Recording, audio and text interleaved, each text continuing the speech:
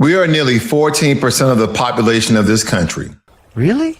We built this country literally with our hands, our backs, our blood, and all the labor for centuries without compensation.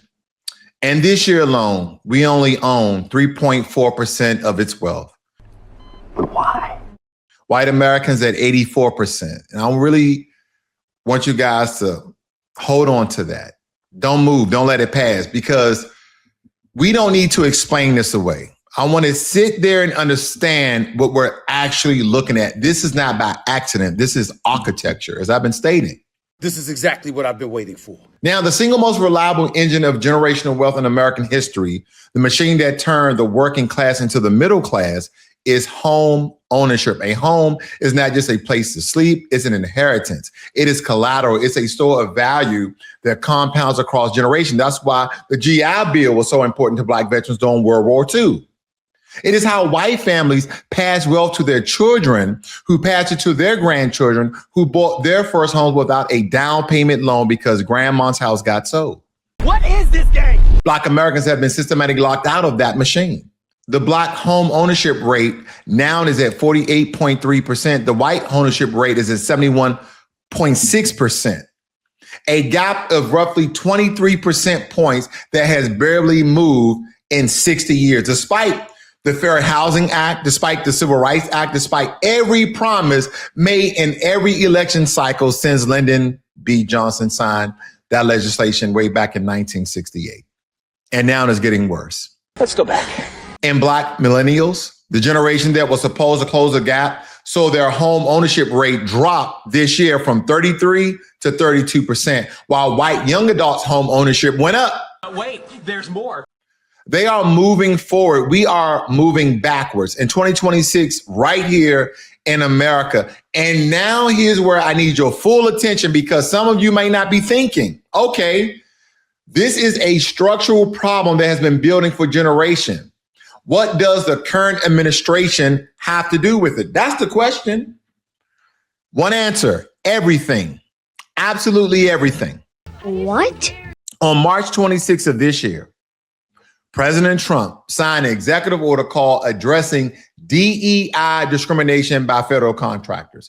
Even though, and we're going to keep repeating, that DEI benefited mostly white people and mostly white women, more so than any other race, and Black Americans benefited the least out of all the other races, regardless of the Department of Labor, because statistics and metrics don't matter, right? Because it's based upon how we feel, how we think, how Black people was receiving these DEI contracts, these DEI subsidies, these DEI jobs. And because how could they be that qualified? How could they have high IQ where we know most of them have low IQ? They're babies of slaves.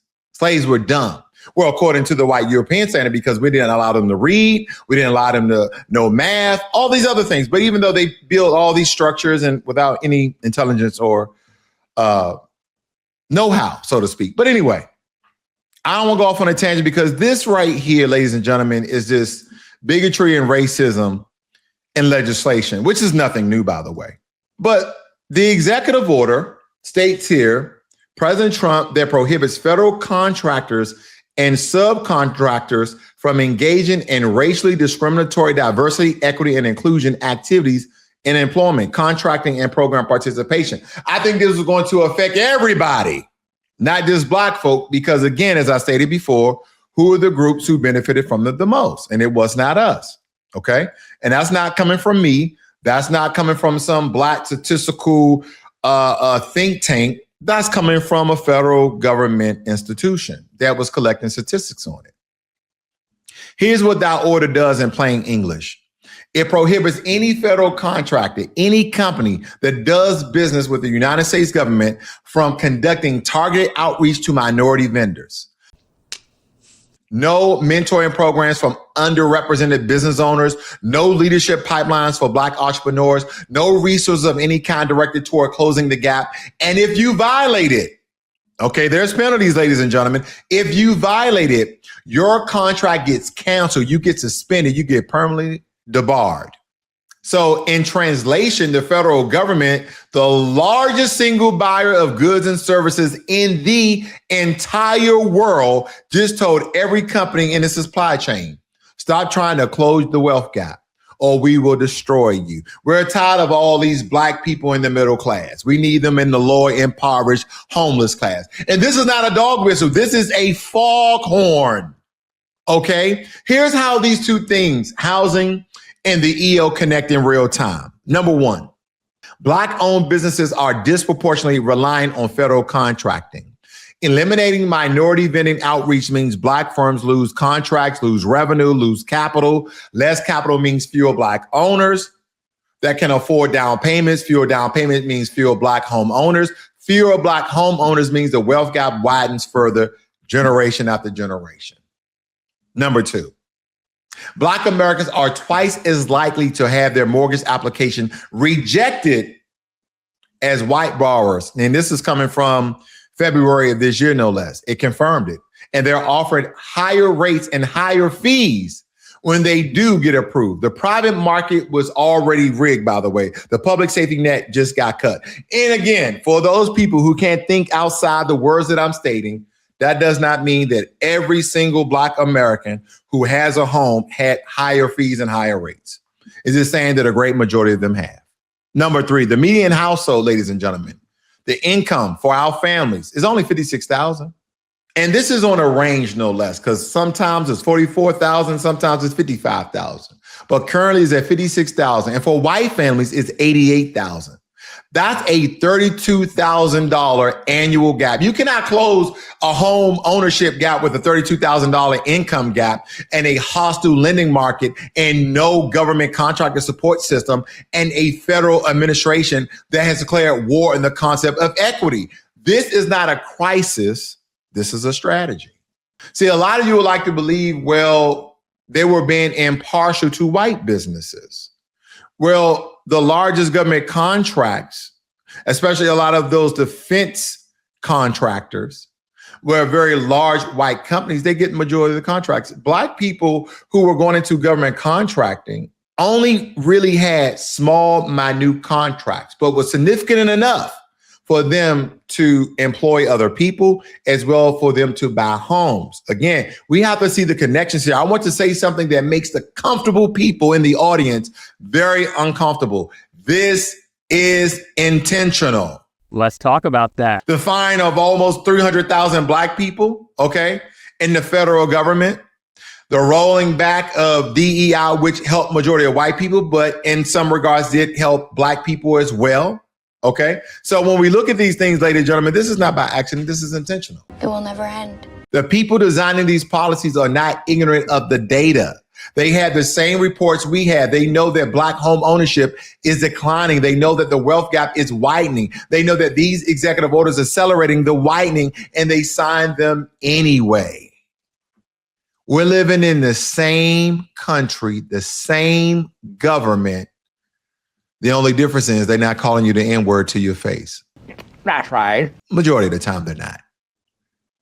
But because a Black American doesn't own property, we don't build equity. We don't pass wealth to our children. We don't have the financial cushion to survive economic shocks. I wonder if Black Americans were afforded the same opportunities, if we were afforded the same subsidies, if there was any form of equality in economics in America, how would the Black community look? What could go wrong? Would it be called the hood? Would it be called the ghetto? Would people subconsciously and sometimes consciously and verbally call us animals and monkeys and apes and all these very demonic, derogatory, racial trope words? Would they do that if we were more like Hispanics, or if we were more like Asians, or if we were more like white economically? If we have all these disparities, all these economic barriers, then why not just release them? Why not have equal opportunity for everyone where no CEO from a Fortune 500 company is being discriminatory, where no government contractor on state or federal is being discriminatory? See, this is why and I agree with some people that state this, and there's very few, let's totally take race off the map. Can we do that? Before you meet me and I fill out an application or I set forth a contract, you don't need to know my race, right? You don't, just use my social security number. Just use my date of birth and the last four of my social security number and my security code on the back of my credit card. I don't know. Let's use another method, right? All these intelligent, smart people who deal in government and politics and legality and legalese, let's come up with something where we can't use race as a barrier, because people keep telling me, oh, it's not about race. It's about aptitude. It's about scholarship. It's about education. It's about things being applicable. It's about being qualified. It's about merit. And I call bullshit all day. Me too. Because here's the thing, the math doesn't lie. Is a Black American that remains dependent, manageable, and politically exploitable? Poverty is a political instrument, ladies and gentlemen. They are not trying to help you get out of it. They are trying to make sure that the walls stay high enough to keep you in it. So what do we do? Every other community in this country support their own. We need to go out of our way to support Black businesses, and those Black businesses who are struggling, who don't have great service, who doesn't have great products, give them insight, give them information, give them opportunity to fix it, just like we would any other business. Move our money into Black-owned financial institution if you can. One United Bank, Liberty Bank, Hope Credit Union. Our dollars circulating inside of our community is the first brick in the wall that they can't knock down. White people bank with white people, Jewish people bank with Jewish people, Asian people bank with Asian people. And I'm not saying this is all inclusive to race, but a lot of them would do business with their own prior to anyone else, and we should be doing the same. Supposedly, we're the poorest group, but we spend the most money. And when we mean by money, I mean fiat, because we understand that money is a debt. And then we use our credit card as an extension of wealth, because we've been poor and destitute so damn long that we're just not thinking about the outcomes of using credit cards and taking out personal loans. Second, we need to get financially literate at the community level. We're talking about credit unions, cooperative home ownership models, down payment assistance programs that still exist at the state and local level. We need to find them, fund them, use them before they also get targeted. The midterms are coming up. The midterms are coming up, and we should be definitely aware of who's running and what they would do when they get into office. We need to demand that every Black congressional representative, every single one, is on the record opposing this executive order and proposing alternative solutions, answers. No more quiet oppositions, no more strongly worded letters. We need legislation, and we need to hear their names attached to it. Those are the ones we support. Document and share the data. Every time a Black family is denied a mortgage, every time a Black-owned contractor loses a federal bid, that the data needs to be compiled and weaponized in the court of public opinion and actually courts. No, the Lawyers Committee for Civil Rights is already working on this. Support them. I'm not stating that all government contracts should go to Black people. I don't think that's what I'm saying, because that's what I know I'm not saying. I'm just saying this thing that seems so foreign coming out my mouth right now because of what I know and what history and present day shows me. Equality. Equality. If you see a Black contractor that's capable of doing the job versus a white contractor capable of doing the job, how are you going to decipher who's the right fit for the job when we alleviate race? When we extract race, when we delete race, when we eliminate race from the equation. What about talk to your kids about this?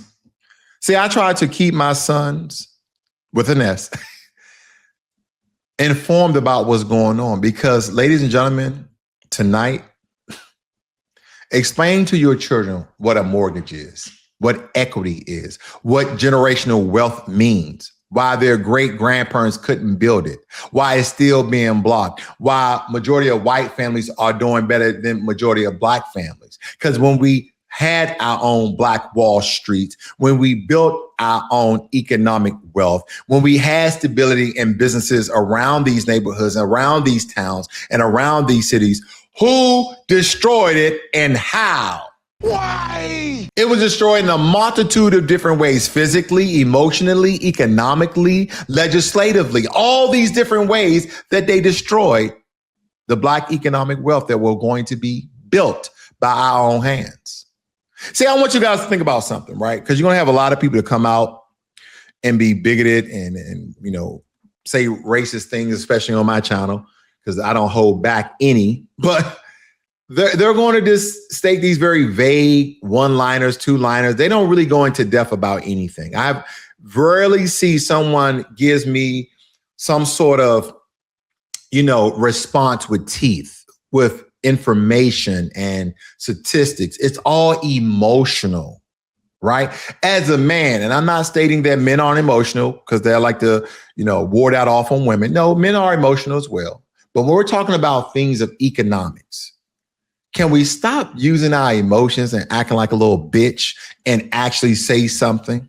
Yes, definitely. And actually give me some information to deflect, to default, to disbar, to discredit anything that I'm stating? Can you do that?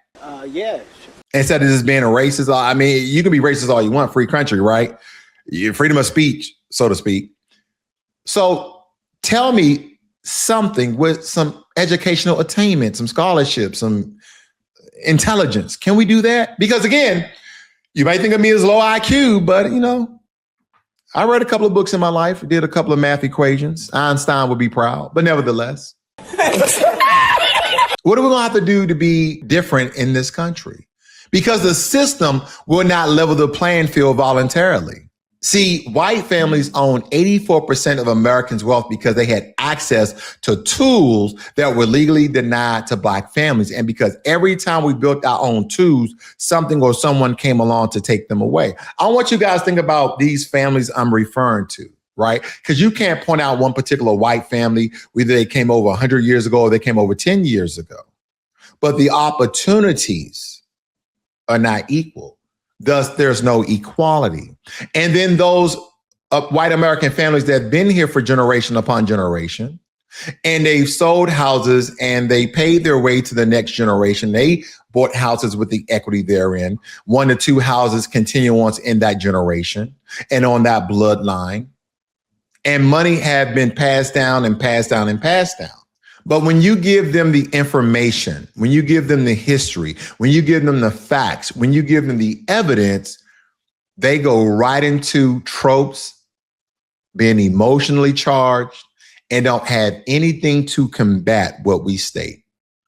If your family line has been here, let's say 30 years, and they bought a home because they got a job here or they got a job there, we wasn't the same. Black Americans was not afforded the same opportunities to have those jobs, even though qualified. See, at every step of the way, there was barriers. Black American World War II veterans that went overseas to fight in the North Pacific and all these different areas in Europe, fighting Hitler, no less. When they came home to Jim Crow. When they came home to a racist government that even knew the contributions and sacrifices they made at war. But they did not allow them to obtain housing at the same rate and same amount as their white counterparts. No. They didn't do that. And because every time we built our own tools, something or someone came along to take them away. And again, I know it's hard, because it's easy to try to debunk me with no facts, no information, no evidence, no statistics. But it's even harder for you to go out and read and research yourself. I'm not saying take on the information I give you. I'm just saying do a very non-biased research on what I'm stating and see where you come at. Because when I look at just the most popular ones like Tulsa, Rosewood, and the redlining therein, contract selling, the GI Bill that white soldiers got and Black soldiers didn't, the HOLC maps that quarantine Black neighborhoods from mortgage access, the predatory lending expulsion of the 2000 that stripped $1 trillion in Black household wealth in a single decade. And now, Executive Order 14398, telling contractors to stop trying to make it better. The fight for Black wealth is the fight for Black survival, believe it or not. And we are living in a critical moment in that fight. And I really need a lot of people to pay attention, because we would like these things just to blow over. I just don't got the time. I got to do this. I got to do that. I got to go to work. But we need to become more politically astute, more politically informed, more politically charged. We need to be organized, build what they refuse to give us. Even though we know there's a strong possibility they will dismantle it, they will destroy it. And this is what they want. They want to demoralize us. They want to minimize us. They want all the energy, all the fight in us to dissipate. They want it to dissipate. They want it to be evaporated from our souls and spirits. We can't allow that to happen. Because if we do, then even though they colonized this land, even though at every turn they've killed millions of us in many different ways, the one thing, ladies and gentlemen, that they just kind of understand is every time I step on one of these cockroaches, 3 more appear, and they keep trying and they keep fighting. And they never give up. And until this country gives us what they owe, we're not going to stop.